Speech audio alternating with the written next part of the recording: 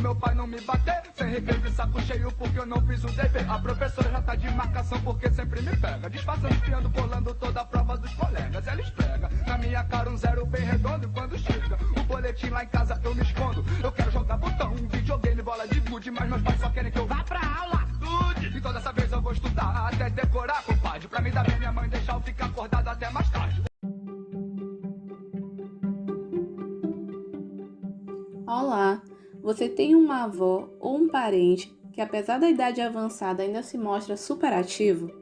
Que se acha super capacitado de desenvolver atividades e que para ele só dá de fazer tal coisa se for de tal jeito? Ou seja, que tem um tradicionalismo na hora de fazer? É assim que vamos enxergar a pedagogia tradicional nesta apresentação. Ela é aquele modelo de ensino ultrapassado, sob o olhar de muitos, mas não todos, que ainda vemos vigorando em muitas instituições de ensino em pleno século XXI.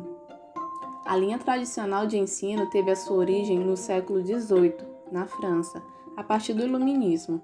Por mais de 2 séculos, o Brasil não tinha um modelo pedagógico desvinculado da Igreja, ou seja, laico. Aliás, se vocês lembrarem, o modelo de ensino que foi trazido pelos jesuítas em 1500 na tentativa de educar a população indígena, infelizmente se baseava na expulsão das crenças já vigorantes daquela população no nosso adorado Brasil. A partir do século das luzes, ocorreu a nova visão do homem como criação ainda divina, mas desta vez estava aliado à noção de natureza humana essencialmente racional. Isso foi muito importante para o que temos hoje como uma escola pública, escola laica, universal e gratuita. Desta forma, alguns aspectos relacionados ao ensino tiveram suas primeiras mudanças. A atuação da escola consistia na preparação intelectual e moral dos alunos para assumir a sua posição na sociedade.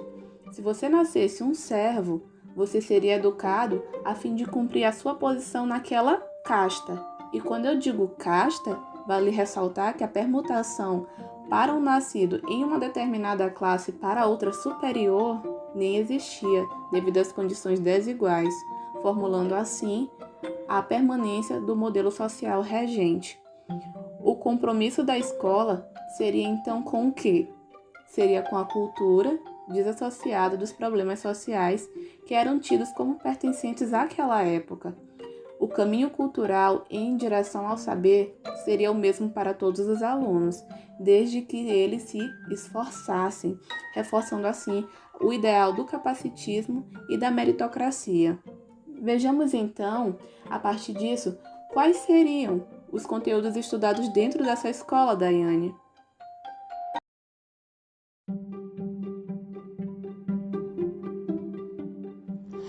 Então, Maísa, podemos dizer que a pedagogia tradicional ela é marcada basicamente por verdades impostas, onde os conteúdos passados pelos professores são aqueles conteúdos que ao longo do tempo foram acumulando, ou seja, que era basicamente os valores sociais. O ensino ele independia dos alunos, pois eles não podiam contestar ou de forma alguma dar a sua opinião.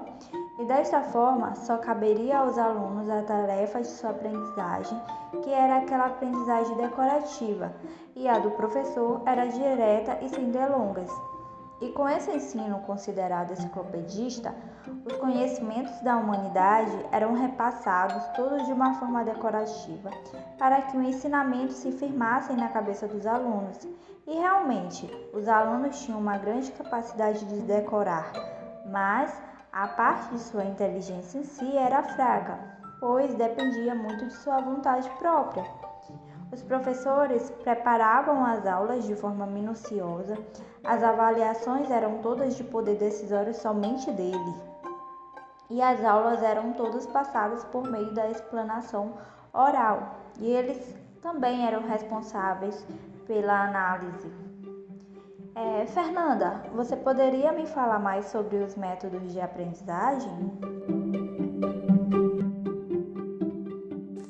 Então, Daiane, os métodos que são empregados na pedagogia tradicional baseiam-se na exposição da matéria e na demonstração.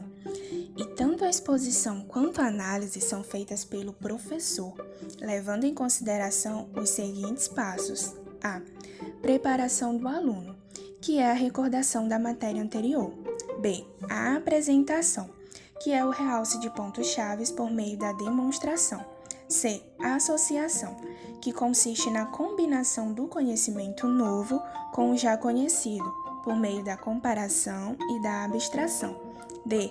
Generalização, ou seja, dos aspectos particulares chega-se ao conceito geral. É a exposição sistematizada. E por último temos a aplicação, que consiste na explicação de fatos adicionais e resolução de exercícios. Observa-se que não há lugar para o aluno atuar, agir ou reagir de forma individual. Não existem atividades práticas que permitam aos alunos inquirir, criar e construir. O método tradicional de ensino segue a concepção de educação bancária, explicitada por Paulo Freire. A educação bancária é aquela na qual o professor é o narrador e os alunos são os ouvintes. Paulo Freire nos apresenta que neste tipo de educação não há saber envolvido. Os professores depositam, transferem, transmitem valores e conhecimentos, porém os alunos não aprendem, eles apenas arquivam o que é transmitido pelo professor. E por serem apenas arquivadores de conteúdo, Freire aborda que nesse tipo de educação os alunos se adaptam e não realizam transformações, pois não desenvolvem a sua criatividade e o seu senso crítico.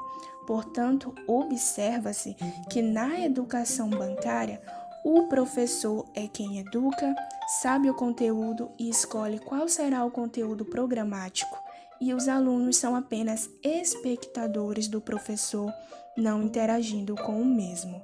Segundo Demerval Saviani, a pedagogia tradicional trata a educação como sendo a correção da marginalidade e tem como função equalizar a sociedade.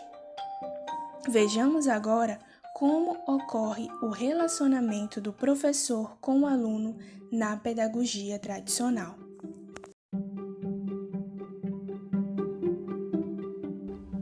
No modelo tradicional, o professor é o elo de conexão entre os alunos e o conhecimento, deixando vigente sua posição como um sujeito ativo. O aluno tem pouco ou nenhum conhecimento quando entram na sala de aula, sendo visto como um sujeito passivo. Há uma hierarquia bem definida nessa relação, sendo o professor a autoridade que deve ensinar. Ele exige a atitude receptiva dos alunos e impede qualquer forma de comunicação entre eles no decorrer da aula. Com isto, o ensino independe do aluno, pois este não tem o poder de contestar e nem de dar sua opinião. Neste caso, cabe ao aluno a função da aprendizagem crua e decorativa e ao professor a função do ensino direto e sem delongas. O professor é a figura central. Fala aquilo que sabe sobre determinado assunto e espera que o aluno saiba reproduzir o que ele lhe disse. É o detentor do saber e do controle em sala de aula. Quanto ao aluno, é um receptor passivo dos conhecimentos considerados como verdades absolutas. Deve obediência ao docente e às regras da escola, sendo punidos caso desobedeçam. Seu papel é receber ordens, normas e recomendações do professor, executar a disciplina, a obediência, o respeito e o espírito de trabalho. Nesse sentido, o professor transmite o conteúdo na forma de verdade a ser absorvida. Devido a isso, a disciplina imposta é o meio mais eficaz para assegurar a atenção e o silêncio. A visão da concepção pedagógica é a busca pela essência do homem e, para realizar suas inferências, coloca o professor como centro de todo o processo educativo, mantendo a visão do desenvolvimento do intelecto na imposição da disciplina como parte fundamental para o sucesso educacional, na memorização dos conteúdos como forma de apropriação dos conhecimentos tidos como essenciais. A relação professor e aluno é marcada pelo autoritarismo do primeiro em relação ao segundo. Somente o professor possui o conhecimento para ensinar. O papel do aluno é receber o conhecimento transmitido pelo professor. O professor autoritário é rígido com normas, abstém-se da comunicação e do afeto. Além disso, o silêncio em sala de aula é imposto pela autoridade docente. Atualmente, podemos observar alguns casos de referências às metodologias tradicionais de ensino, sendo utilizadas por professores. Exemplos como exposição verbal, foco nos exercícios, na repetição e na memorização. No caso da relação do professor e do aluno, ainda prevalece na maioria das escolas o predomínio da autoridade do professor, bem como a imposição do silêncio.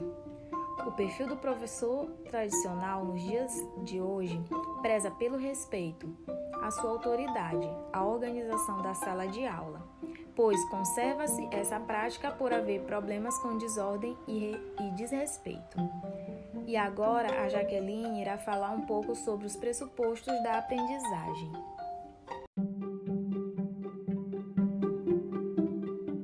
Sim, Márcia, vou falar um pouco sobre como se dá os pressupostos da aprendizagem na escola tradicional. Na pedagogia tradicional, tem-se a ideia de que a capacidade de assimilação da criança é idêntica à do adulto, só que é menos desenvolvida. Tem-se a ideia de que o conhecimento consiste em repassá-lo para o espírito da criança. Outra característica dessa pedagogia tradicional se dá pelos programas de progressão lógica estabelecidos pelo adulto, que não levam em conta as características próprias de cada idade. A aprendizagem é receptiva e mecânica, como foi falado anteriormente. O adulto passa o conteúdo e o aluno absorve. Essa mecanização se dá também pela repetição de exercícios sistemáticos, além de recapitulação da matéria, ou seja, há a necessidade de repetir um conteúdo até que essa criança adultizada aprenda. Portanto, a aprendizagem depende do treino, sendo indispensável essa retenção, pois é através da mesma que os alunos podem responder situações novas de forma semelhante a respostas dadas em situações anteriores.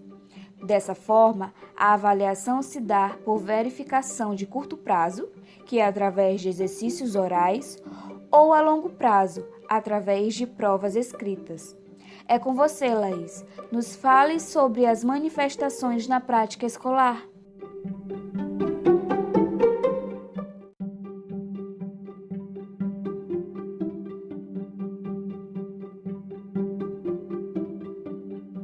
Então, Jaqueline, as manifestações na prática escolar. A pedagogia liberal tradicional, apesar de muito criticada, é uma das mais aplicadas na educação. No ensino tradicional, estimula-se os papéis sociais, o individualismo, os valores e a cultura da sociedade de classes. Tem como objetivo a plena realização do aluno por meio do seu próprio esforço. Nesse ensino, temos a transmissão de informações por meio da repetição verbal, a memorização e a competição. Essa pedagogia é viva e atuante. Incluem-se as escolas religiosas, confessionais, os internatos, as escolas leigas ou que adotam uma orientação clássico-humanista, o meio natural e social, o método e a solução de problemas. São escolas reconhecidas por excelência e tradição. O STF definiu as escolas confessionais como escolas que trabalham uma disciplina em suas aulas que seguem ensinamentos de uma religião específica. Sua previsão legal se deu através de uma decisão do STF, onde permitiu-se que em escolas públicas o ensino religioso pudesse ser trabalhado dessa forma. Entre as escolas confessionais mais conhecidas, temos as católicas, presbiterianas, evangélicas, jesuítas e outras. Para a BNCC, a base comum curricular, o ensino religioso pode ser constituído como uma área de conhecimento. Essas são algumas das manifestações na prática escolar do ensino da pedagogia liberal tradicional.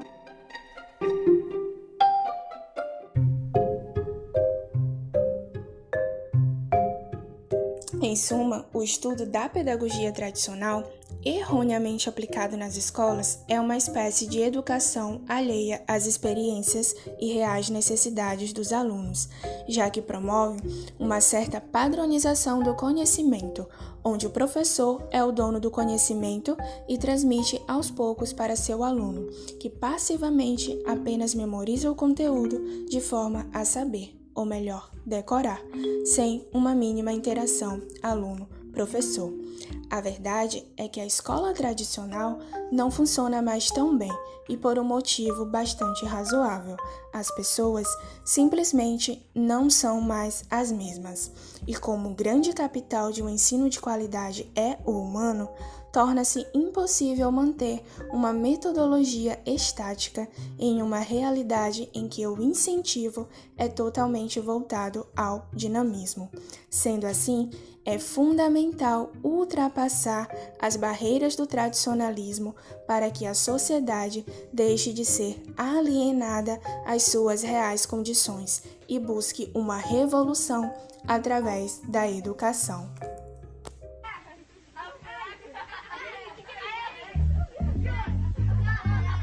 Atenção para a chamada Aderbal. Aninha. Eu. Breno. Aqui. Carol. Presente. Douglas. Alô. Fernandinha. Tô aqui. Geraldo. Itamazinho. Juquinha. Eu tô aqui, pra quê? Será que é pra aprender? Ou será que é pra aceitar, me acomodar e obedecer? Tô tentando passar de ano pro meu pai não me bater. Sem recreio de saco cheio porque eu não fiz o dever. A professora já tá de marcação porque sempre me pega. Disfarçando, espiando, bolando toda a prova dos colegas. Ela esfrega na minha cara um zero bem redondo. E quando chega o boletim lá em casa eu me escondo. Eu quero jogar botão, videogame, bola de gude. Mas meus pais só querem que eu vá pra aula. Então dessa vez eu vou estudar até decorar, compadre. Pra me dar bem minha mãe deixar eu ficar acordado até mais tarde. Ou quem sabe, aumentar minha mesada pra eu comprar mais revistinha do Cascão. Não de mulher pelada, a diversão é limitada. E o meu pai não tem tempo pra nada. E a entrada no cinema é censurada. Vai pra casa, pirralhada. A rua é perigosa, então eu vejo televisão. Tá lá mais um corpo estendido no chão. Na hora do jornal eu desligo porque eu nem sei o que é inflação. Não te ensinaram? Não, a maioria das matérias que eles dão eu acho inútil, em vão. Pouco interessantes, eu fico puto. Cansado de estudar, de madrugar, que sacrilégio. Vai pro colégio. Então eu fui relendo tudo até a prova começar. Voltei, louco pra contar. Ganhei, tirei um 10 na prova, me dei bem, tirei um 100. Eu quero ver quem me reprova, decorei toda a lição. Não errei nenhuma questão, não aprendi nada de bom, mas tirei 10. Ganhei, tirei um 10 na prova, me dei bem, tirei um 100. Eu quero ver quem me reprova, decorei toda a lição. Não errei nenhuma questão, não aprendi nada de bom, mas tirei 10.